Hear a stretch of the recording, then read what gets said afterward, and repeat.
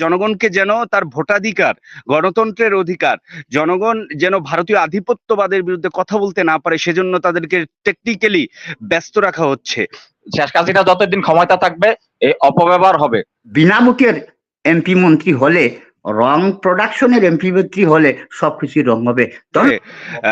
এখন চলছে সম্ভবত আপনার বাজেট ইস্যুর আগে সরকার ছুড়ে দিল আজিজ ইস্যুর আসার আগে চলছিল বেনজির ইস্যুর আগে চলছিল আপনার হচ্ছে আনার ইস্যুর আগে কিন্তু মূল ইস্যুটা ছিল, সেটা হলো বাংলাদেশের উপর দিয়ে ভারত সরাসরি বাইপাস রোড নিতে চাচ্ছে। সেই ইস্যুটা কিন্তু ধামাচাপা পড়ে গেছে। আর ওই ইস্যুটার মাঝখানে আরেকটা ইস্যু ছিল ফরিদপুরে অখণ্ড ভারতীয় সন্ত্রাসী কর্তৃক 2 জন মুসলিমকে নৃশংসভাবে পিটিয়ে হত্যা। সব ইস্যু ধামাচাপা পড়ে গেছে। ফলে বাংলাদেশে উগ্র হিন্দুত্ববাদ এবং আরএসএস বা সাভালকারবাদ এবং ভারতের সম্প্রসারণশীলতা সুকৌশলে তার এজেন্ডাগুলো আপনাদের চোখের সামনে বাস্তবায়ন করে নিয়ে যাচ্ছে। অন্য দিক থেকে আমাদের শিক্ষা ব্যবস্থা ধ্বংস হয়ে যাচ্ছে। আর এই সম্প্রতি আপনার আজিজ ইস্যুকে ধামাচাপা দেওয়ার জন্য বাজেট ইস্যুর আবার যে ডিসক্রিপেন্সি, সেটাকে ধামাচাপা দেওয়ার জন্য এখন নিয়ে আসা হয়েছে নতুন একটা ইস্যু। এখন এই মানে কোটা সংস্কার ইস্যু।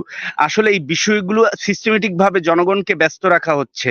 অর্থাৎ জনগণকে যেন তার ভোটাধিকার, গণতন্ত্রের অধিকার, জনগণ যেন ভারতীয় আধিপত্যবাদের বিরুদ্ধে কথা বলতে না পারে, সেজন্য তাদেরকে টেকনিক্যালি ব্যস্ত রাখা হচ্ছে।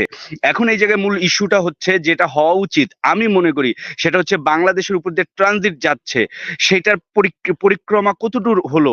মংলা বন্দরে অর্ধেক নিয়ন্ত্রণ ভারত চাচ্ছে, সেটার পরিক্রমা কতটুকু হলো। সংক্ষিপ্ত ভাবে বলি, বাংলাদেশের বাজেটে আপনি যদি দেখেন সেখানে বেড়েছে, কিন্তু যেই সমস্ত পণ্য ভারত থেকে আসবে বা যেগুলোর ফলে ভারত অর্থনৈতিকভাবে ক্ষতিগ্রস্ত হবে, ভারতীয়দের কিন্তু আমি কোনো ধর্মকে টার্গেট করছি না, ভারতীয়দের ঈশ্বররা খাওয়ায় না, বরঞ্চ ভারতীয়দের ঈশ্বরদেরকে আমরা বাংলাদেশি মুসলমানরা খাওয়াই। তো ভারতের যে অর্থনৈতিক মেরুদণ্ড, 4th লার্জেস্ট বিজনেস সোর্স আমরা, 5th লার্জেস্ট রেমিটেন্স সোর্স আমরা, ওদের 26 লক্ষ ঘুষপেটিয়া আমাদের এই দেশে এখন বসে আছে। তো এদের বিরুদ্ধে কোনো কথা নাই, ভারতের 527টা পণ্য নিষিদ্ধকরণের ব্যাপারে কোনো কথা নাই। আমাদের মানে প্রশাসন লেগে আছে এসএমসির বিরুদ্ধে। ভারতের এই অবৈধ শ্রমিকদের তালিকা নিয়ে কোনো মাথা ব্যথা নাই। অন্য দিক থেকে বাজেটে যে সমস্ত দাম বাড়ানো হয়েছে, এসি, ফ্রিজ, এগুলো সব আমাদের দেশি শিল্প। আমার দেশে ওয়ালটনের পণ্য আফ্রিকায় যায়, অর্থাৎ দেশের শিল্প ধ্বংস করে ভারতের মোটরসাইকেলকে হাইলাইট করার জন্য এই বাজেট দেওয়া হয়েছে। সেই দিকে কিন্তু কোনো আলোচনা হচ্ছে না। অতএব বাজেটে কি বাড়লো না বাড়লো, এটা রাষ্ট্রবিরোধী বাজেট। আমি মনে করি সেই দিকে নজর দেওয়া উচিত। এবং এই সবগুলো কাজই হচ্ছে ভারতের ইশারায়। এবং শুনলাম কে যেন মোদী নির্বাচিত হওয়ার পর প্রথম অভিনন্দন জানিয়েছে। ক্যাপ্টেন মারুফ স্যার যদি নামটা বলতেন, একটু সবাই জানতো, আমরা কৃতজ্ঞ হতাম। ফিনান্সিয়ালের জন্য একটা বাহিনী তৈরি করার জন্য, যেন ভবিষ্যৎ কোনো সরকার আসলে। মারুফ ভাই, আপনি একটা জিনিস খেয়াল করবেন যে এই র্যাবের কথা বলছেন, র্যাব কিন্তু ওই সন্ত্রাস দমনের জন্য কিন্তু গঠন করা হয়েছিল।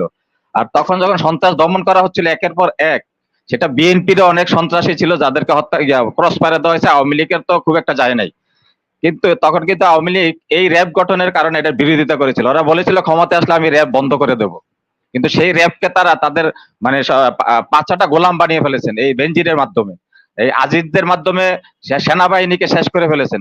এগুলা তো আসলে আমাদের দেশে বিচার হবে না। শেখ হাসিনা যতদিন ক্ষমতা থাকবে এই অপব্যবহার হবে। যদি এর গণতান্ত্রিক সরকার হতো, তাহলে আপনি যেটা বলছেন আজকে, যে কথাগুলো বলছেন, এতক্ষণ অনেকগুলো কথা বলছেন মূল্যবান, এই কথাগুলা হয়তো গণতান্ত্রিক সরকারের ক্ষেত্রে প্রযোজ্য হতো।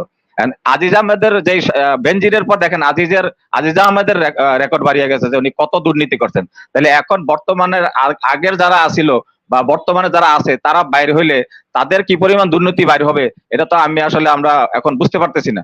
আর সবচেয়ে বড় কথা হচ্ছে, আমাদের দেশে দুদক কি করে, ওনারা কোনো একটা পত্রিকা বা কোনো একটা মিডিয়া যদি রিপোর্ট দেয়, তারপরে ওনারা এটার পিছনে লাগেন কেন? ওনাদেরকে নিয়োগ দেওয়া হয়েছে কেন? ওই একজনে বইলা দিলে এটা নিয়ে কাজ করা, নাকি ওনারা নিজের থেকে ইনভেস্টিগেশন করবে যে কোথাও দুর্নীতি হচ্ছে কিনা, কেউ টাকা পাচার করছে কিনা, বাংলাদেশ থেকে মানি লন্ডারিং হচ্ছে কিনা? এটা তো তাদের নিজের দায়িত্ব। কিন্তু আজকে দেখছি দুদক কি করে, ওই আওয়ামী লীগ কোনো দুর্নীতিবাজ যদি হয়, তাকে এই দুদকের মেশিনের এক পাশটা ঢুকায় আরেক পাশটা বাইর করে দেয়, সে নির্দোষ। আজকে দেখেন এই যে কালো টাকা সাদা করার জন্য 15% আপনাকে দিতে হবে, কর দিতে হবে। অথচ যারা স্বাভাবিকভাবে আয় করছেন এবং সৎ পথে আয় করছেন, তাদেরকে 30% কর দিতে হবে। এখানে কি তাহলে কি ওই যে 30% ওরা ভালো পথে আয় করছেন তারা কি তাহলে সামনে চিন্তা করবে যে তাহলে আমি দুর্নীতি করি, আমাকে 15% কর দিতে হবে? তো এটা সামনে কি এরকম কিছু হবে কিনা? ধন্যবাদ। আমার কথা শুনতে পারতেছেন? জি, শুনতে পাচ্ছি, বলেন। আচ্ছা, আমি ওই বাজেট সম্পর্কে একটু কথা বলবো। বাজেট হচ্ছে 8 লক্ষ কোটি টাকা। তো একটা হাস্যকর ব্যাপার মনে পড়ে গেল, কয়েক বছর আগে, ওই যে 2-3 বছর আগে বাজেট ছিল 2,40,000 কোটি টাকা, কিন্তু সুদ এবং ঋণের কিস্তি বাবদ 40,000 কোটি টাকা বরাদ্দ করা হয়েছিল। যাই হোক, এটা লজ্জাজনক ব্যাপার, ঋণের টাকায় সুদ এবং কিস্তি পরিশোধ করতে হচ্ছে। যদি আজ অন্যান্য বছর বাদ দিলাম, 15 বছরে যদি এই যে লক্ষ লক্ষ কোটি টাকা ঋণ আমাদের উপরে যদি প্রপার উন্নয়ন হইতো, তো ঋণের টাকায় চলতি সুদ এবং ঋণের কিস্তি সুদ করতে হইতো না। তো সবচেয়ে দুঃখজনক একটা ব্যাপার হচ্ছে, বাজেট প্রণীত হলো একটা, এই ইকন টিভি